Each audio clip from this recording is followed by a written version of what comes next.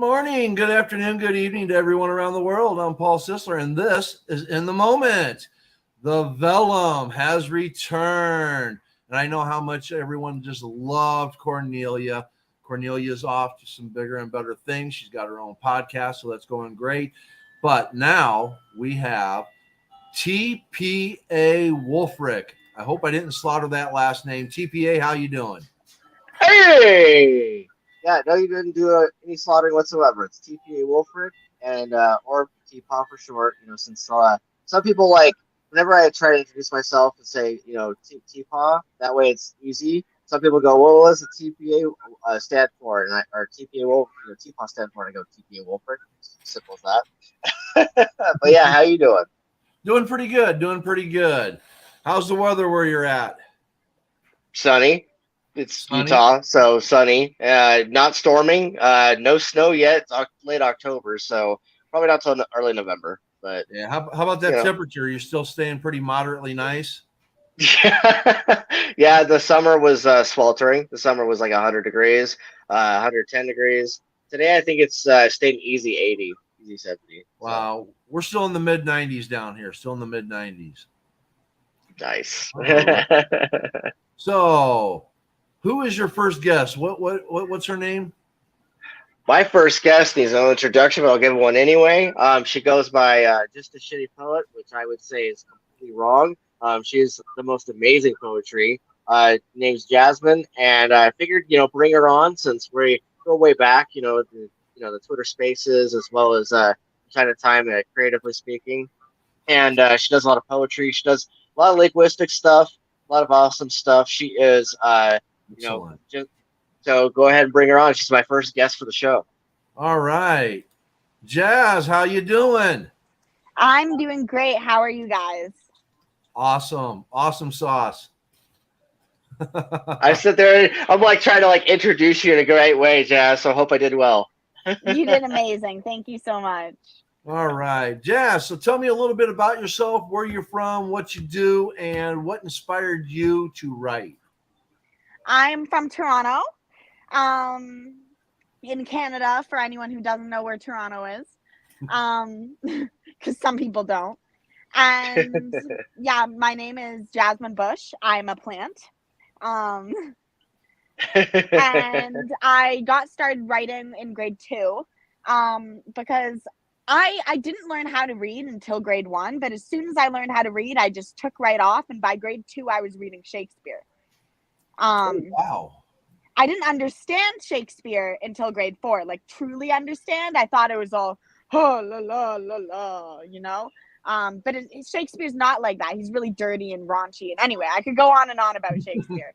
But he inspired me to start writing myself. And then I discovered that it was a really good way of, getting all the emotions out. Because I'm a very bubbly, happy person when you talk to me. But Yeah. I have so much darkness that just needed an escape. Nice. Oh, Nice. we need all the filthy and all the darkness, all the everything all over our face, necks, and chest. It's great.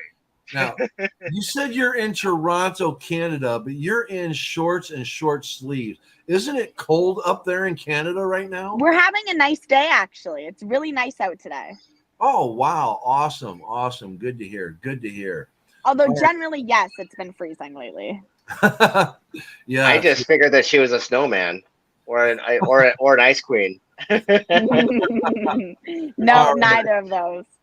All right. So what do you mainly write? What's your biggest thing that you love to write the most? I write dark poetry. Dark poetry. Oh, I'm gonna have to share some of my poetry with you later on. I would love that. I got some dark poetry myself. All right. Well, T-Paw, it's all yours. Go for it, brother.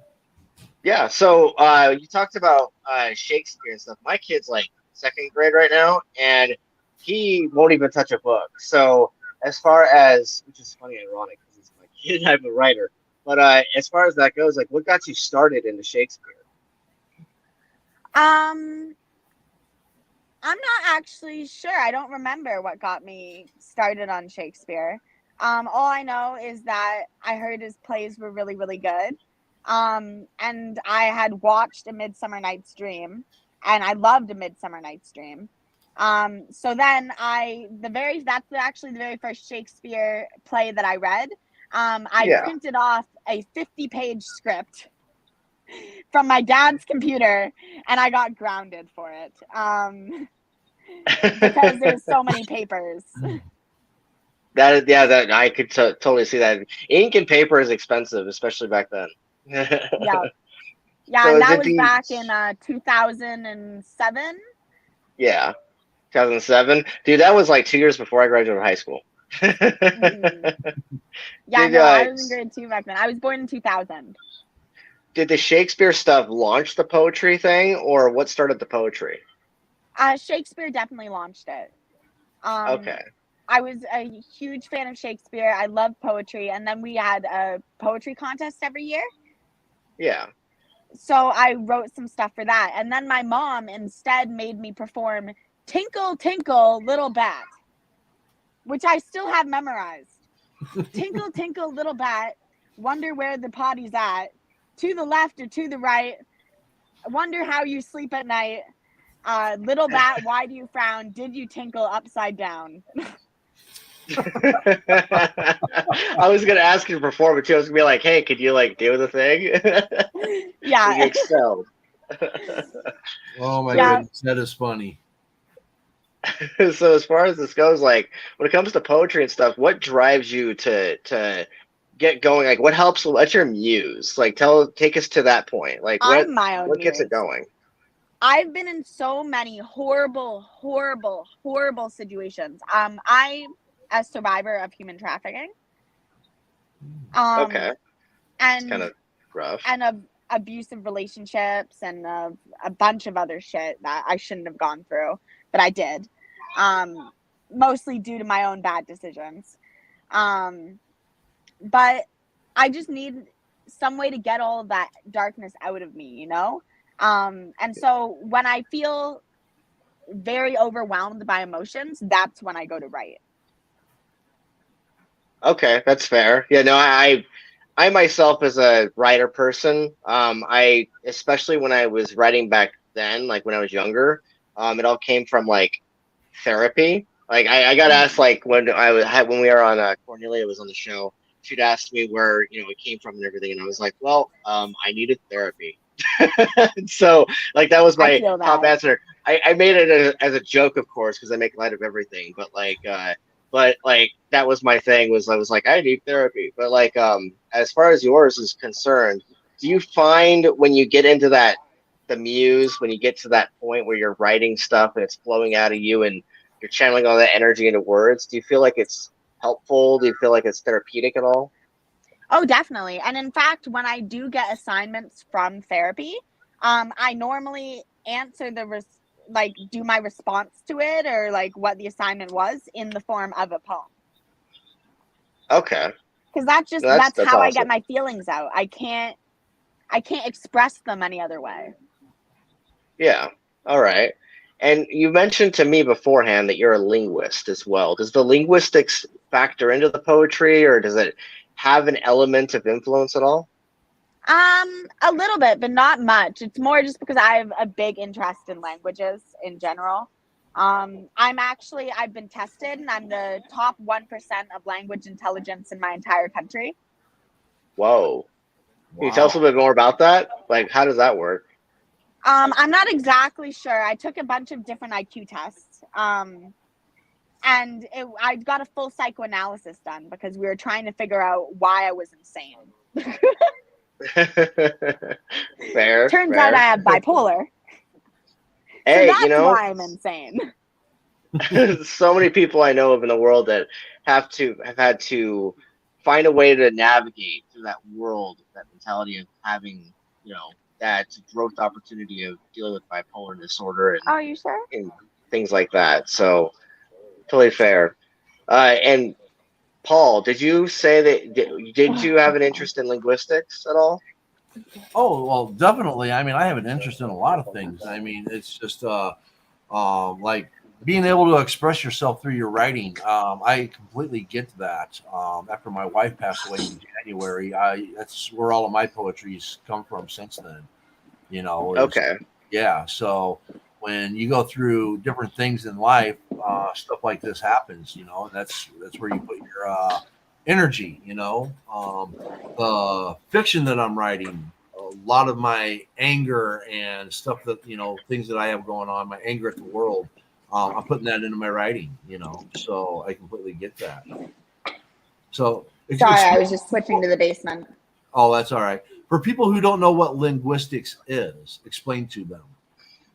Yeah, Jazz, can you go into it? Or linguistic relativity specifically, because that's what I'm really interested in, is linguistic relativity. Linguistic relativity is the science, or not the science, but the pseudoscience, the psychology of how languages relate to each other and how those relate to how we act in our lives. Like, for example, how your language describes time affects how you see time passing. Or the different colors that your language includes affects how you view the world. And yeah, so it's exploring those ideas, and how those relate to other languages and stuff. Okay. Yeah, I was going to ask you really about that because, like, I know that you're like heavily into the language thing, and we're going to also talk about like the hero's journey and history of writing, things like that we were previously talking about before the podcast even started. So I was kind of like wanting to dig a little deeper into your knowledge base as far as linguistics goes, because I know for a fact that Paul is also into history of writing and linguistics, and figured kind of get that started a little bit. But as far as your poetry goes, does your poetry get influenced at all by the hero's tale, or does it get influenced by the art of storytelling at all, or is it just kind of like a free form of thoughts? It's just a free flow of thoughts. Whenever I feel very overwhelmed, I just have to get it out. And so each poem like has a thesis, it has its point.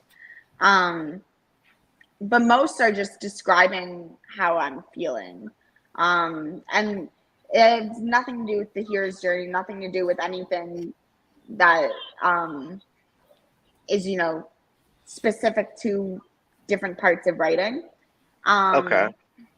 It's just what I want to say in a flowy, nice sounding way. All right.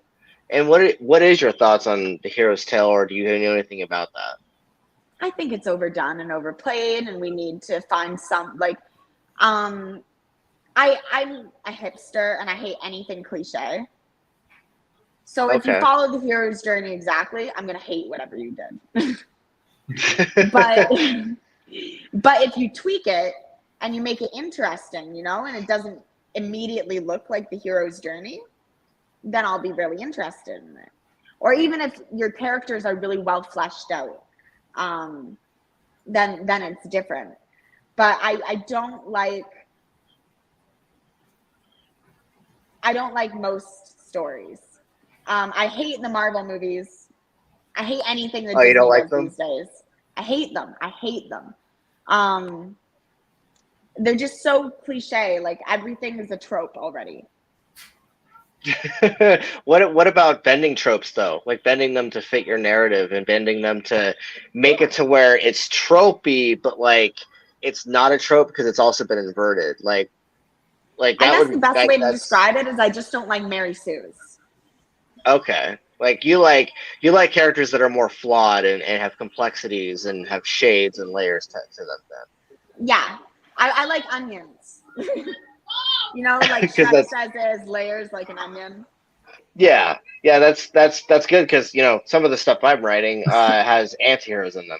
I don't call them heroes. I also don't call them villains. I call them. See, if I were to try and put like Peter or Violet or any of the characters that I'm writing in my current works, in like Harry Potter, for instance, they would be like, "You're a dark wizard," and it's like, no, they're not. They're just, they just are more on the fence of grayness than you are. But yeah. I see that you have a book coming out, by the way. You want to go into that? Two. Okay. So I'm currently still looking for a publisher. But once I've found one, and I think I've found one, I'm just not completely sure if I'm going to accept the deal I got offered. But I did get a publishing deal. Nice. With Winona something. It's in Hamilton. I'm at 2%, so I do. I'm sorry. Sorry, they're asking if I need the charger still. That's okay. We've been through the chaos. Yeah. But yeah, so my one book is about women's struggles. And it's called Sluts, Whores, and the Reasons We Deserve More. And it has 3 sections in it. One is called relationships, and then in brackets, don't take my advice. And then the second section is called eating disorders are both too fat and too skinny to have.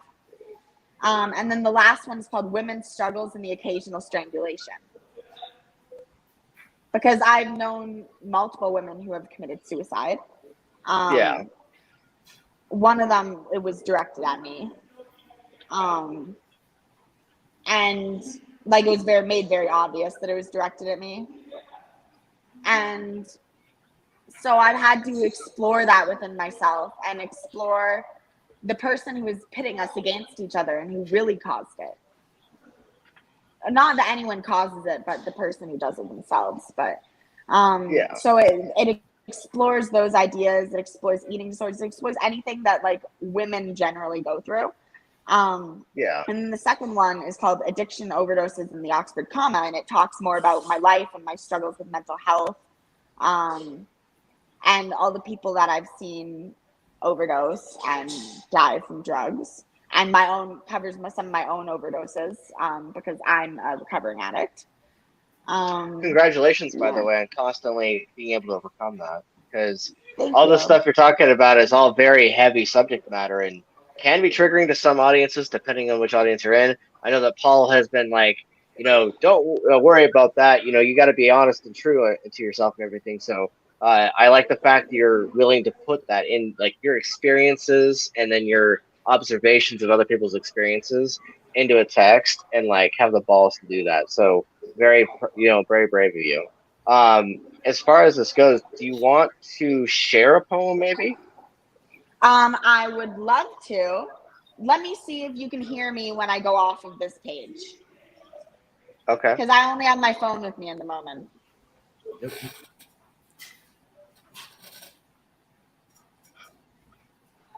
No, you guys couldn't hear me when I went off.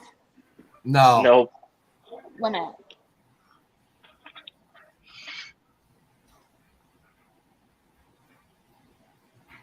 Okay, 1 minute. I'll have to get my friend's phone. Okay. Okay. All right. No worries. Oops. I just took it. Hey, can I borrow your phone to go on Twitter and read one of my poems? Thank you.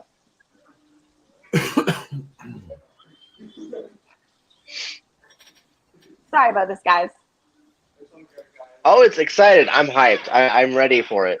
Ready for this new experience. I'm going to read my newest one, which is called She's So Pretty Too. Oh, I love that one. I remember you writing it.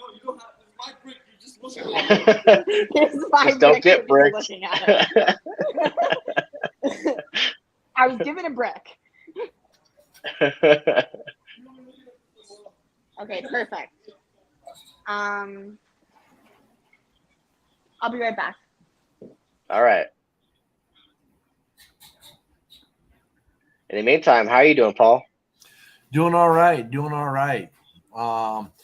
Yeah, I definitely got a lot of questions and everything. Oh, yes. Just figured I'd tackle some of the stuff up front. Oh, yeah. No. I mean, it's quite a thing and all that, Again, not that I agree with everything that she says, but it's still interesting to pick her brain, Like I said, I got some questions that once, it goes back and forth, I'll bring it back to it. And because like where she was talking about, like, she don't like superheroes. I want to kind of go into that a little bit more. Fair. I like that idea. Yes. because I love the superhero. I love the superhero complex, really, and that's part of what drives me into writing anti-heroes, because like they're not like perfect, but they're not like evil or flawed either. They're like somewhere in the middle.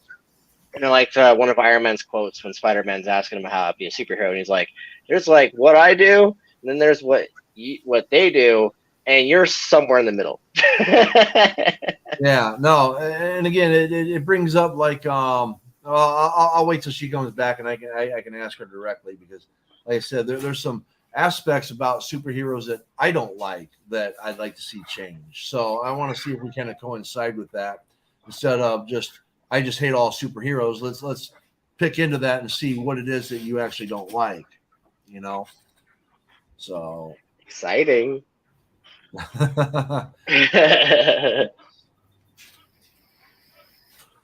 we got Sith here and all that. Deadpool. Deadpool, yes. I love Deadpool. He's one of my favorite anti-heroes because he's also the fourth wall breaker. And in the stories that I write, I have a Ryan who's the Dreamwalker, and he is my Deadpool. Like he is the fourth wall breaker. There is no fourth wall with him. Right. Oh, so Iron Man in comics was a hardcore drunk, right? Yeah, technically. I mean, there was the Demon in the Bottle storyline that he participated in that they featured in Iron Man 2 a little bit, and in which he's partying a lot, he's getting drunk, and he thinks he's dying. So he kind of goes off the bender a little bit. So there's that. But go ahead.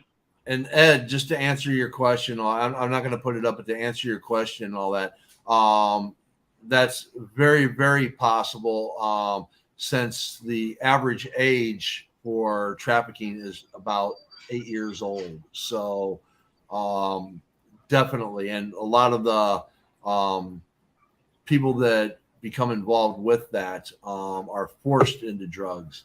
So definitely a possibility. Yes. All right. Jazz is back. Yes. Now your phone died. Before you, I remember you have to get the other phone again, and then I'll leave that phone. I remember you saying your buddy saying something about a charger. So wasn't too weird. I knew you'd be back.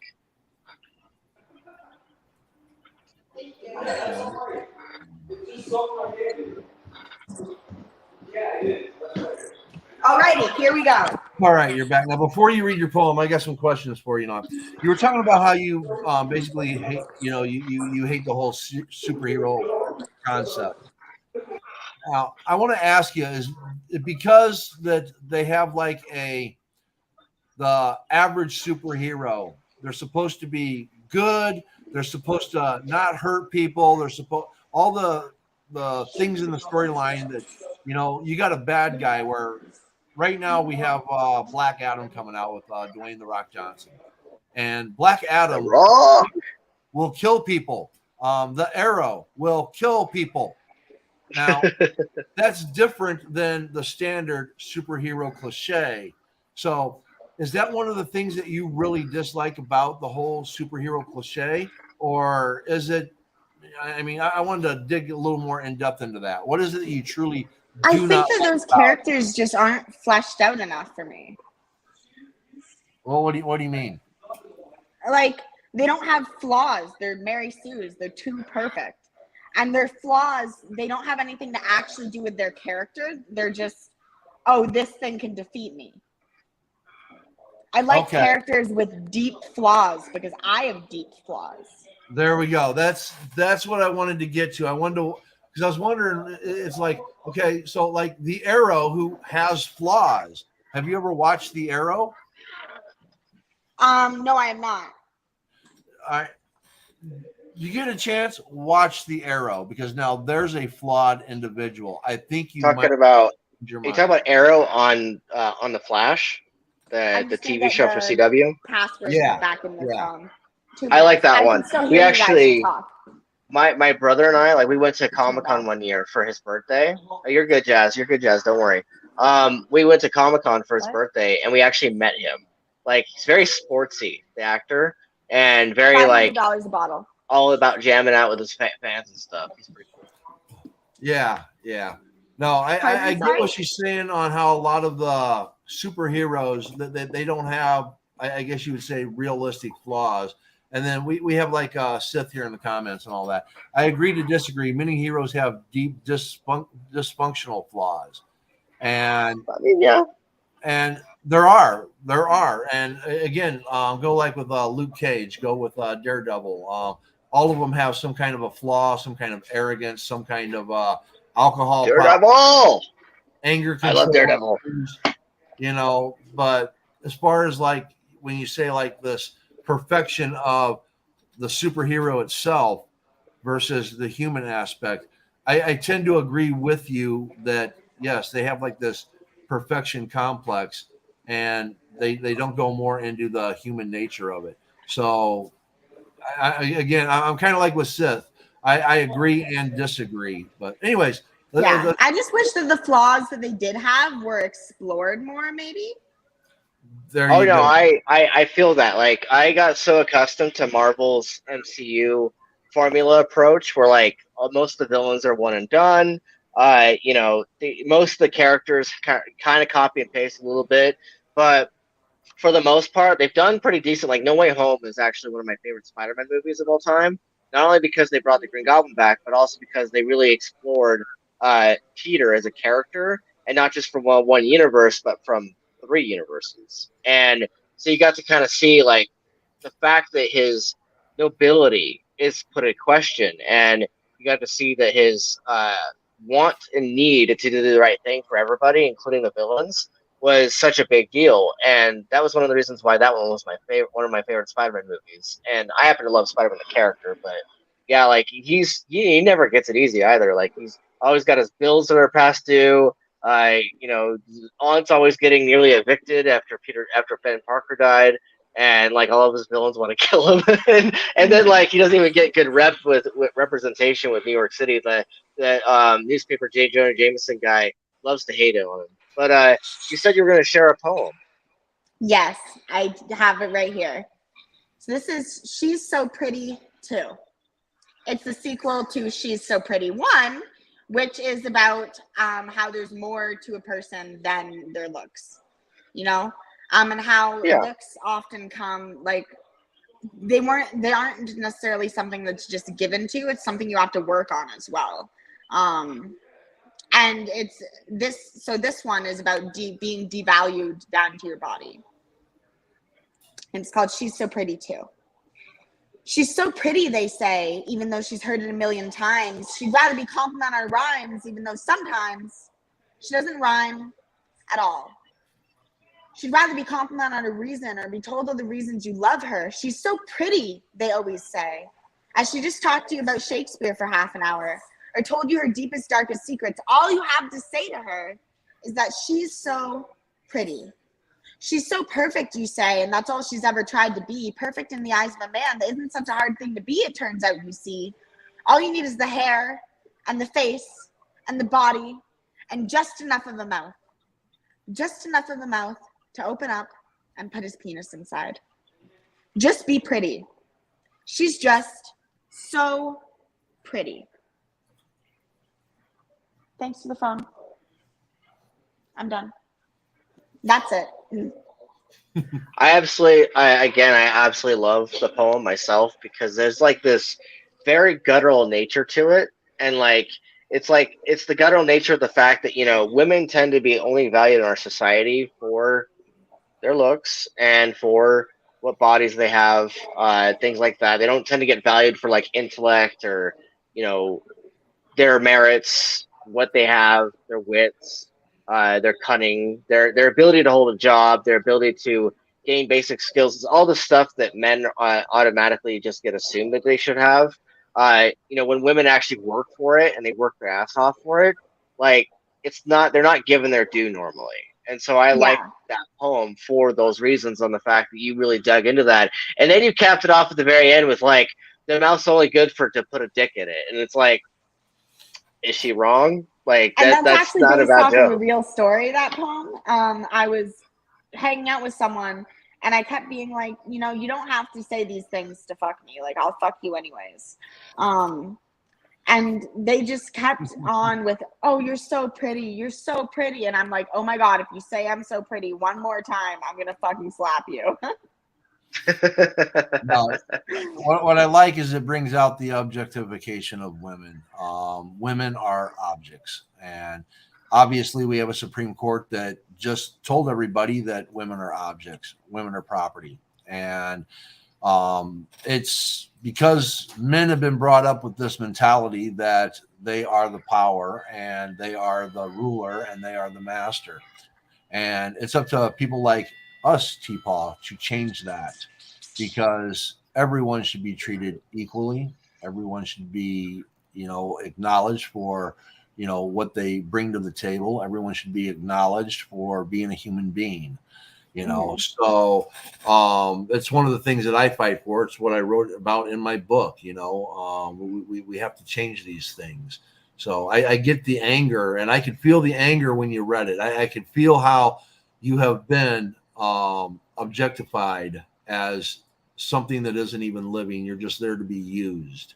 So even when I tried to tell my boyfriend that I was on a space, I'm on Twitter space, and a bunch of people messaged me after saying thank you for what you shared, and it's so important and it's so visceral, and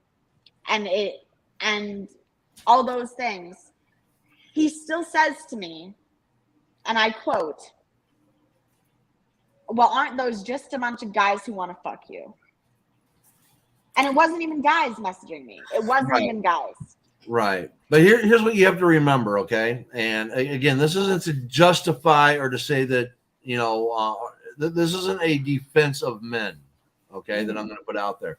This is an explanation to the mentality due to ignorance, okay?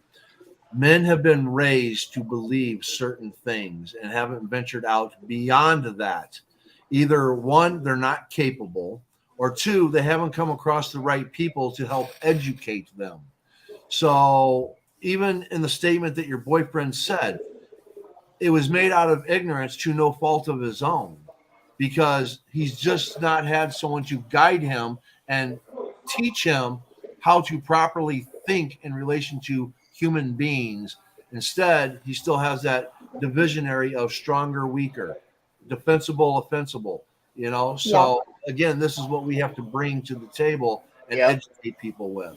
It needs to be reprogrammed is essentially what it is. Like me and Crazy Peas, me and my brother-in-law Tim actually did a podcast last night where this was like 30 minutes of the podcast, because we don't get too political on it because we don't want it to turn into a political podcast, because it's supposed to be for entertainment, our commentary on stuff that's happening in our life, social things. And we happened to talk about systemic oppression, and we happened to talk about gender normality, and talk about women getting subjugated to oppression in some way, whether it's what you're talking about or in other ways, when it comes to their ability to have a voice, not just be a pile of flesh with a skeleton on it, that sort of thing. And it sounds to me like what you told me about your boyfriend, that sounds to me like something that me and Tim were talking about last night when it comes to how a lot of men act in general and how they need to be reprogrammed, how they need to be, taught new ways of thinking. And what Paul's talking about, where that's our job as influencers, as people with a platform, to try to help contribute to that, progression in which we give a new way of thinking, give a new way of, this is what it was, yes, but we can steer it this way. Bit of mentoring.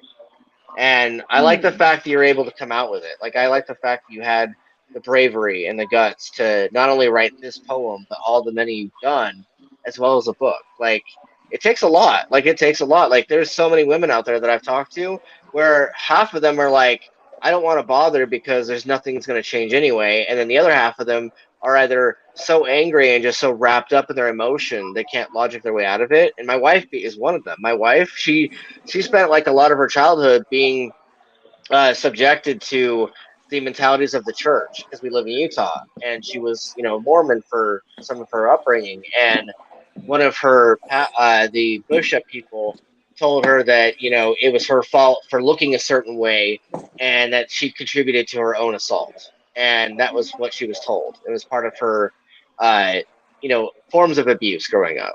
And so I like the fact that you yourself.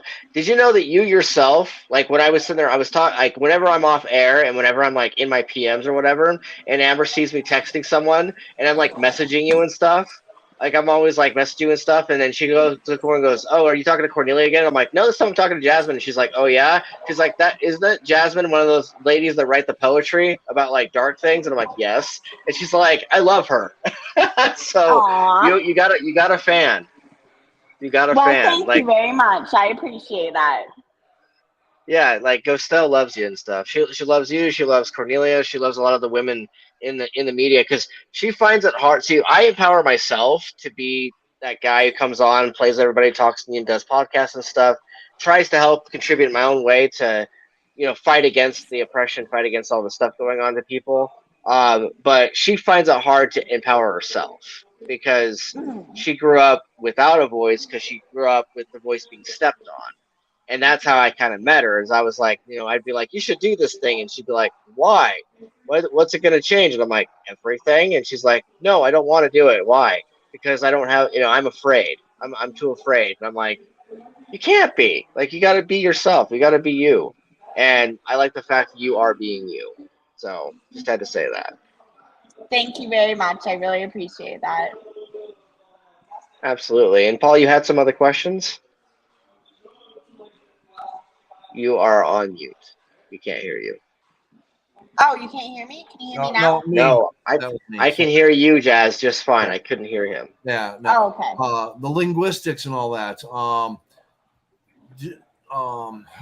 was I going to ask? Because Sorry, we went on a massive tangent. do you apply it basically in your structure of writing, or you apply it to everyday life? For me, I'm more adjunct to use it towards when I do my political stuff because I look at law. So that's where I'm looking at the language of law and what the meanings and the interpretations are behind it. So what avenue do you come from at, and when you're looking at language? I'm sorry. Can you repeat that? Basically, it's the structure of language, the linguistics of it and all that, the morphology of it, the syntax of it. Are you looking at it more directly related to writing, everyday life, or like myself, I look at it in relation to law?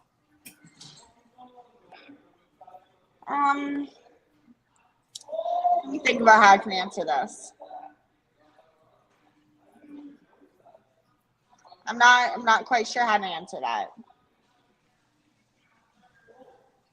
That's okay. Sorry. No worries. Is it the fact that you're having a hard time wording it, or is it the fact that you don't want to offend anybody? Yeah, I'm just having a hard time wording it. Fair enough. No worries.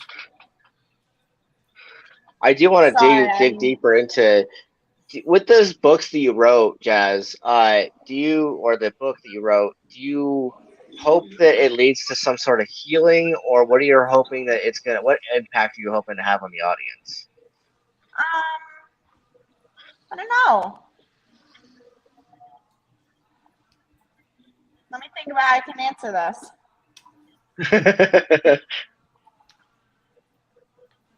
Sorry, my head's so fuzzy right now.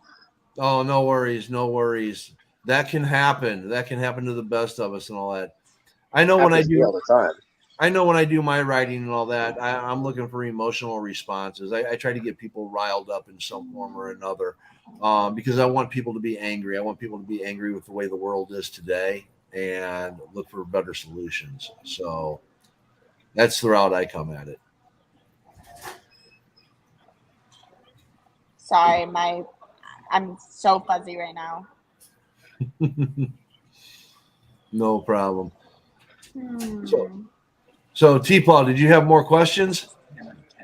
Yeah, I mean, Okay. one of the other things I was thinking about is throughout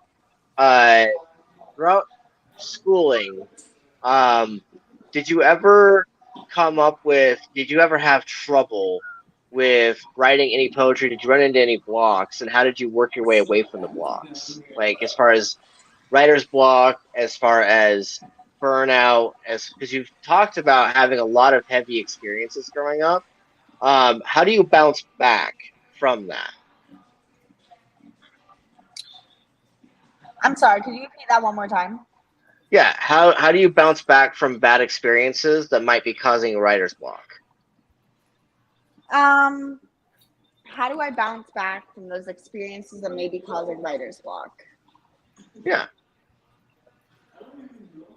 I'm not sure.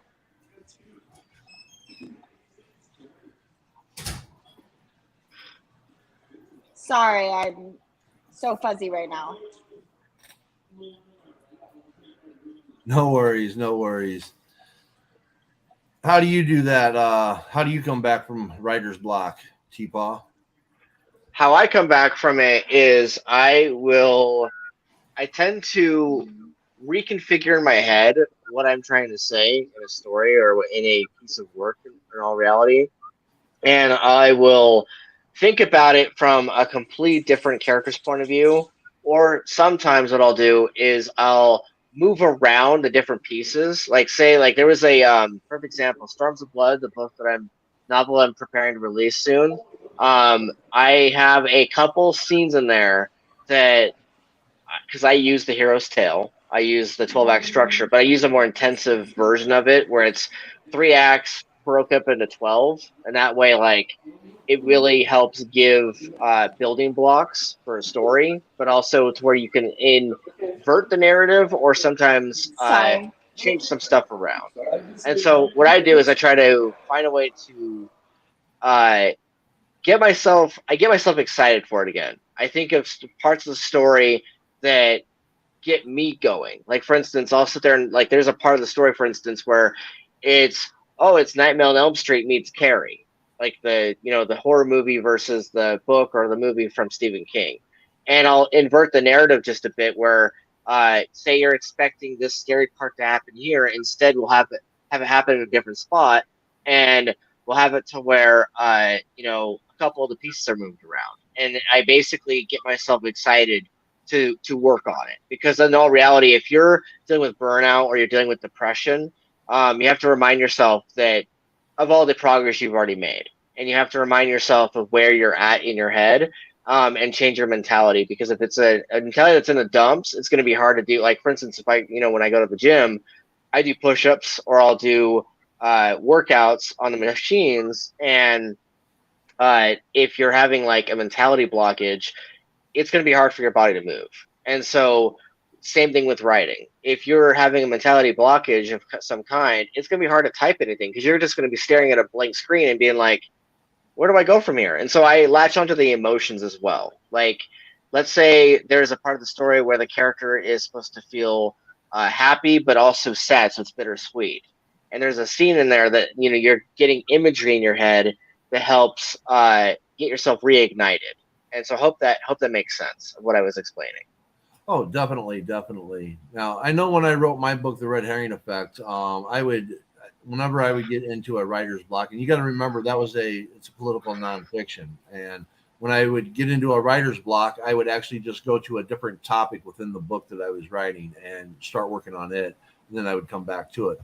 Now with the 4 different fiction pieces that I'm writing, when I get like blocked on one, I go to another one. It's like my mind's clogged up, so I'll leave the one and just go to write something else on a different book. It's just like, okay, this one's playing on my mind. Let me go to it, and I'll just start writing on it, and then that'll get me excited to come back to the one I want to work on, and usually I can go, from there.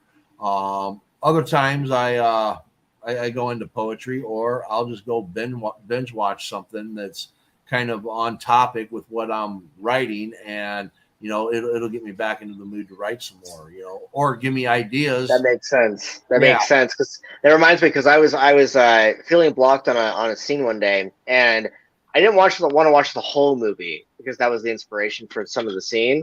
But I wanted to revisit at least a YouTube video because I know they have them on YouTube. And so I watched this video where this guy went into explaining the desk behind the characters in Nightmare on Elm Street, in which Johnny Depp's character who died, and then a few of the other characters. Turns out there's only 4 people that die in that freaking movie. I always thought it was more, but there's only 4. And the movie also spawned the beginnings of New Line Cinema. I don't know if you knew that. I didn't know that. I didn't know So that. when I was watching this docuseries on Netflix about Nightmare on Elm Street, they said that the guy who made the studio for New Line Cinema, they had like no money. And so that movie helped create an entire production company. Fun fact. But yeah, I was watching that video because sometimes what I'll do is I'll revisit things that inspired ideas, and like not to like re-inspire the idea, but to like look at it a little differently. And then get like another image or another version of the image in my head, and then that will help reignite the flame, hopefully, to keep going. What are you working on recently? My main focus has been on the show. I've busted out some blood schism. I had rapidly finished off chapter 3, and there was other aspects that I wanted to include into it. So I'm going back over it, and I'm reinserting some things, kind of drawing it out a little bit more, getting more into the character depth. Blood Schism is the main character is a intersex sex worker, and she's been. I remember that. Yes. I remember that. She's that been one scene.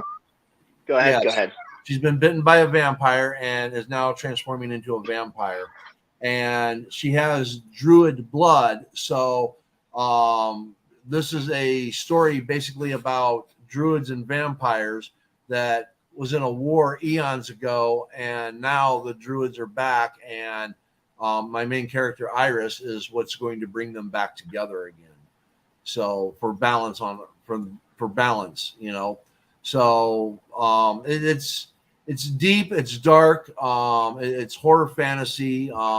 It's obviously she's a sex worker. It's sexual, you got vampires, so there's the dark aspect, the mystique about the vampires, and then you got druids, which is going to bring in some magic and some lore and stuff. In which way, where is that? Which way are you a linguist? Is it because you have a degree in linguistics, or you take part in classes, you study language by yourself as a language enthusiast, or you speak several languages? Great question. Amazing question. Thank you, Gaston. Yes, I am not a linguist. Okay. I hope Jazz comes back. We can bring that up. Me too. Because then we can answer that question. I have an interest in language in relation to law, but as far as my writing goes, my interest in language comes back to origin of words, trying to find words to use in my writing that kind of explain situations better than just a common everyday word. Try to throw something in there to make people basically look up the word, like, well, what does that mean if they don't already know? And then it kind of gives them an idea of where this plot's going. But if you miss those Easter eggs, then you miss those Easter eggs. Yeah, as far as linguist stuff goes, I always found it fascinating being able to learn not only different languages, but also being able to learn the fact of like the impact the language has on a story.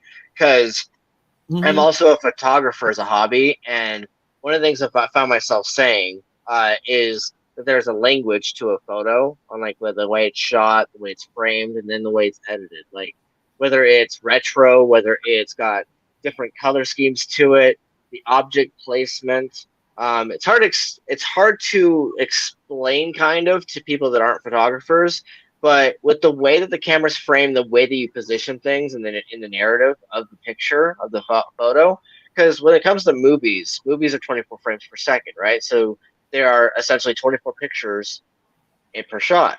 And with photography, it's just one shot. And right, I had that in mind when I had my wife and I work on book covers and stuff. I was like, this one shot is like gonna tell the reader like the tone, what placement is in the photo, that sort of thing. And so with photography, it's similar to me when it comes to linguistics. And so when it comes to language, like language is such a fascinating thing, fascinating, use and mechanism. And it's Jazz back. We have you back. I'm back. I'm All sorry. right. All right. Well, we just lost her again. She's like Santa Claus. Not a problem. Not a problem. Swish and flick. Yeah. No, I get what you're saying. When I write, again, I came into a lot of writing spaces because I was the first person I heard read anything was Jay, and when Jay was reading, I could envision everything that he was talking about. I mean, I could vision, and there's a lot of books, especially when I was younger, that I read. I'm a big fan of Robert Jordan because Robert Jordan puts in that visionary detail that I like, and I understand where they're at, where they're going. If they're in the woods, if they're in the desert, if they're around a lake, or whatever the case is. I comprehend what the setting is, the plot, the character descriptions. I can envision what each character actually looks like. So when Jay was reading, I got all that from Jay. So I started going into a lot of the writing spaces and started learning about character development. And it was like, well, maybe I had to try my hand at writing. So I started out, I think the first thing that I started writing was TJ. And I couldn't believe the feedback I got on that. And I was just, bam. I mean, yeah, I'm going to write. This is what I'm doing. I am a writer. I am going to continue to write. So now I have 4 fictional pieces. TPA, please talk more about the 12-act structure. Oh, somebody wants to know about it. Okay, so basically every movie you've ever seen, every movie, doesn't matter whether it's an art film or whether it's a commercial film, like say the Marvel movies, if you will.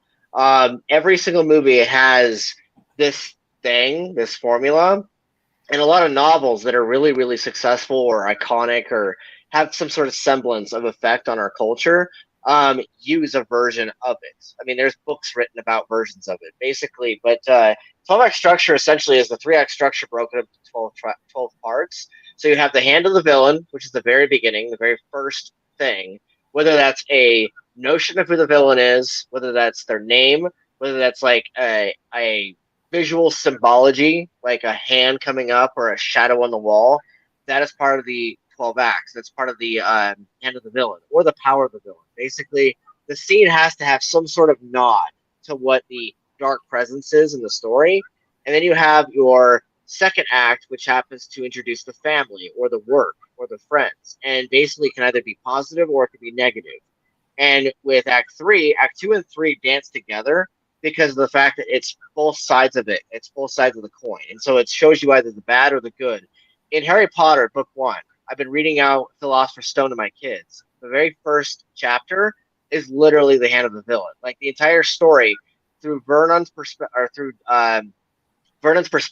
and through a few of the other characters' perspective, we all hear takes on who Voldemort is as a character. And we all hear about his influence on the world, and we all hear about how he even affects the Muggle world. And same thing with the next 2 chapters, chapters 2 and 3.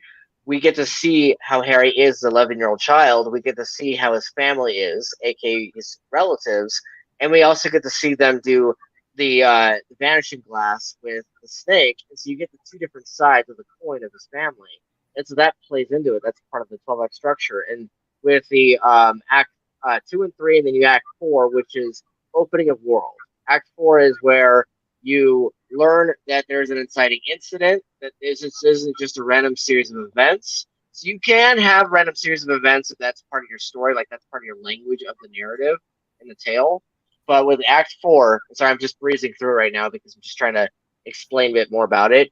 But Act 4 is the opening of the world. And so basically what that means is that it's your hints that there's far more going on than what was initially introduced in the first act.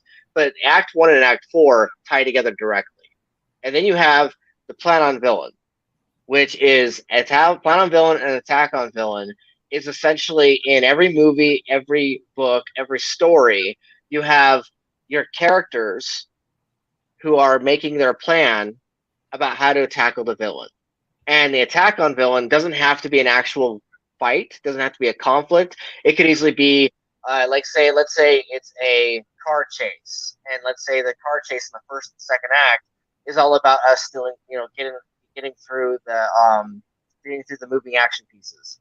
Like for instance, with the Matrix, with Neo, attack on villain and plan on villain was him past the point of learning that he was the one, but it was about one of his first fights with the agent, special agent, and basically it was one of the first fight sequences, and that's where he gets his butt whooped really badly, and that's where he starts to learn that he has to really learn everything from Morpheus. And so 12-act structure is kind of like a more honed in approach of the 3-act structure, but me personally, I like to invert some of it. I like to have it to where, like, let's say in one of my books I have my main villain is big bad guy, Dark Lord guy. Plan on villain is actually him planning on attacking Peter, my main character, versus the Peter and his friends planning on attacking bad guy. And then the attack on villain is actually Braxton, bad guy, tackling Peter, as opposed to the other way around, because of the fact that it's like a chase, it's a dance of sorts. And so like I invert the narrative in a few places where you would expect the hero to be the one that has to do the thing in the story, but really it's the villain that does it. And so like it's playing with tools. It's basically adding tools to your belt, so to speak. Does that make sense? Oh, definitely, definitely. Me, I don't have the writing education, I basically I just play it as I see it in my head. I start out like with basically all of my stories. You're basically getting a intro to what causes the story, the cause and the effect of it. And then, the consequences of actions come in basically like the next chapter. And then from there, I go more into character development, so you can become more personal with the characters. And then from there, I start to just escalate the conflict and add more story, So Yeah, it sounds to me like you're using a version of what I was just talking about. Another thing that is part of the 12-act structure, by the way, is when your villain or your best friend or your sidekick leaves, and then they come back later in the story. That's part of the 12 acts, by the way, but as well. And bottom of the barrel is known as Act 9, and that's where your hero or your character is at their lowest. Like that's usually like near the third act, where like your character's beaten down, they're on the ground, they're covered in blood or whatever's going on in that story, and they're like needing to get back up. Right. Are you back, Jazz? We gotcha.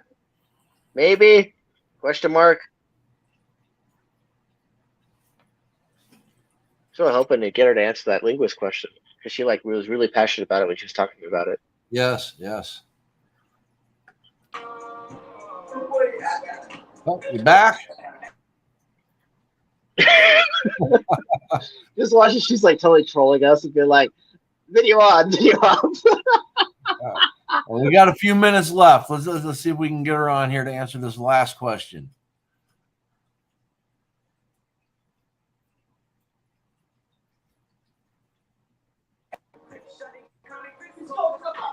Do we got you? Accio Jazz.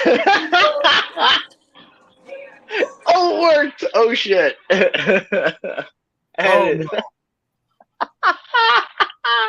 Oh, this is funny now. This is entertaining.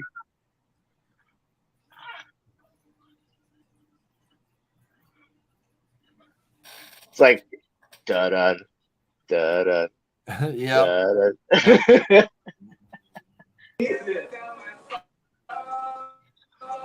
right, give it one more shot here. You with us, Jazz? Can you hear us?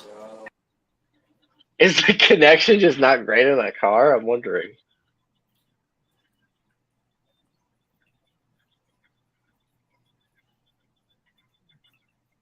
All right.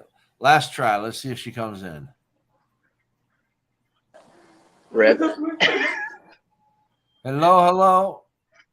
All right. Rip. All right. F in the chat. I'm gonna remove her back. Oh wait, hold on. Here she is. Can you hear us? If you can at least hear us and respond, that'd be awesome.